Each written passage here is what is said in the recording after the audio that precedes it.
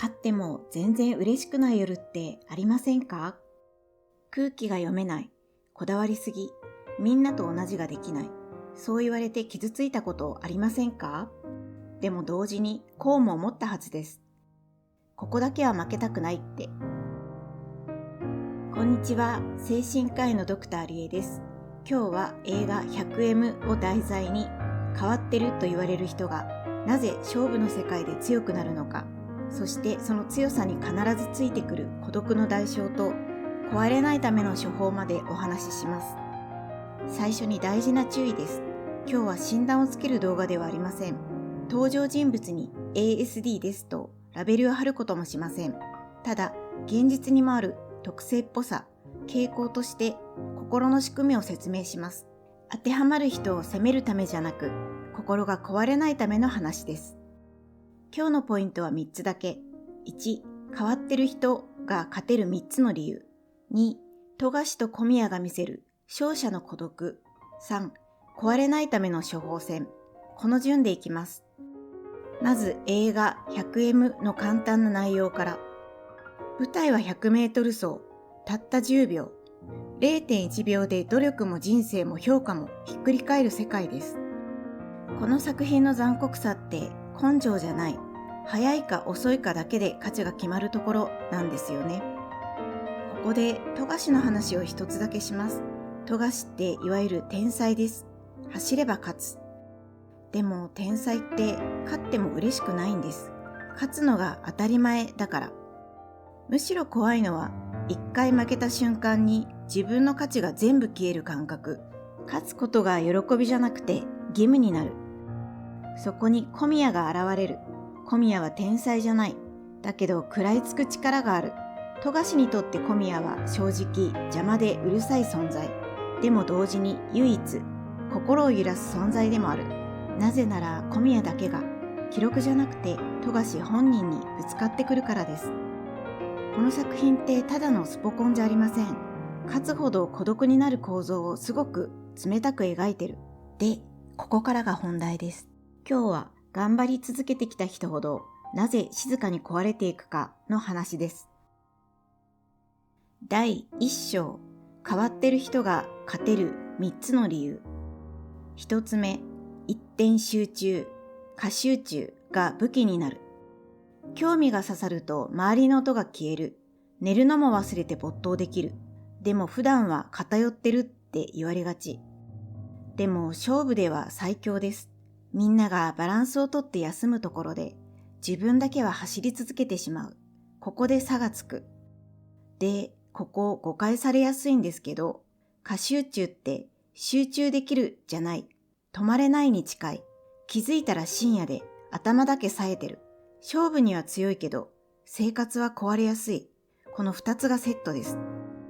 2つ目、人の評価より自分のルールが強い。普通の人は嫌われないかな、浮かないかなってブレーキがかかる。でも特性が強い人ほど空気より自分のルールに合うかを優先しやすい。だから理解されなくても自分の基準で選べる。例えば飲み会を断って練習する。周りがほどほどでやめるときも自分は最後までやり遂げる。結果冷たいって言われ誤解される。でもそれって性格じゃなく優先順位の問題です。3つ目、反復に耐えられる。勝つって派手な才能より地味な反復で決まります。同じ練習、同じ修正、ミリ単位の調整。普通は飽きる。でも反復に耐えられる人が結局強い。100M の 0.1 秒って多分この反復の結晶です。ここで富樫と小宮に戻すと、富樫は勝つのが当たり前の反復。小宮は届くまでやめない反復。違うタイプの異常さが同じトラックでぶつかってるんです。一人になるのは負けた時じゃありません。勝ち続けた後です。第2章、勝つほど深くなる孤独。で、ここからが一番刺さる話。勝てる人ほど孤独が深くなる。理由はシンプル。世界がずれるからです。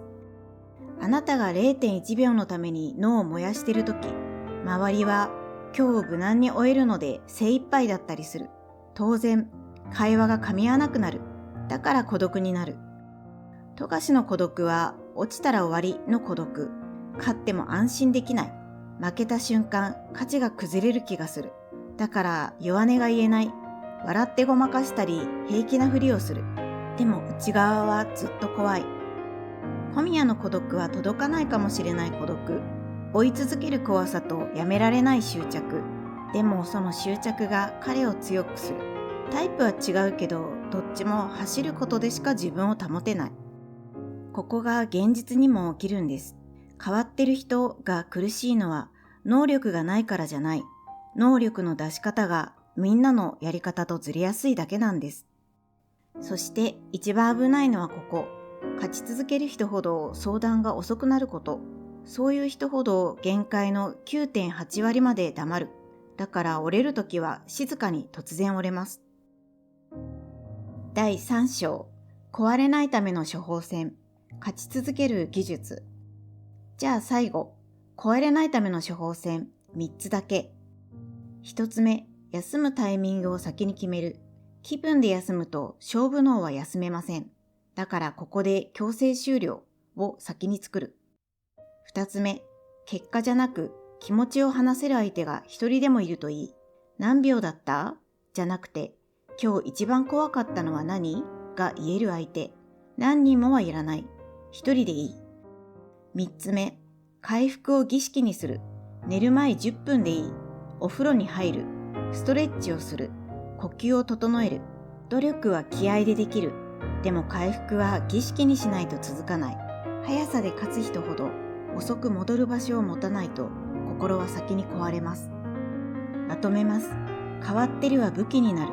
一点集中、ルール優先、反復体制。これが勝つ人の脳の使い方。でも勝つほど孤独が深くなる。だから壊れない設計が必要。そして最後にこれを置きます。富樫と小宮が自由になれたのは勝ち負けを捨てたからじゃないんです。勝ち負けで自分の価値を決めるのをやめられたから。走ることは誰かに認められるためじゃない。自分が自分でいられる場所を守るため。そうなった瞬間から孤独って罰じゃなくなる。静けさに変わっていくんです。最後に質問です。今日も誰かに何かを証明しながら過ごしていませんでしたか？勝って見返したい。認められたい。置いていかれたくない。一言でいいのでコメントで教えてください。この動画が心に響いたら、高評価とチャンネル登録で応援していただけると嬉しいです。それではまた次の映画も読み解いていきましょう。